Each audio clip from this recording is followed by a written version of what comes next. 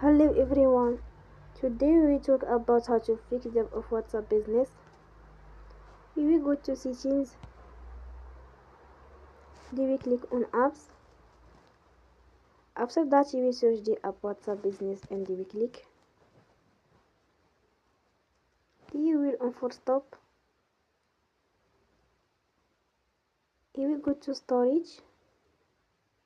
You will click on clear cache.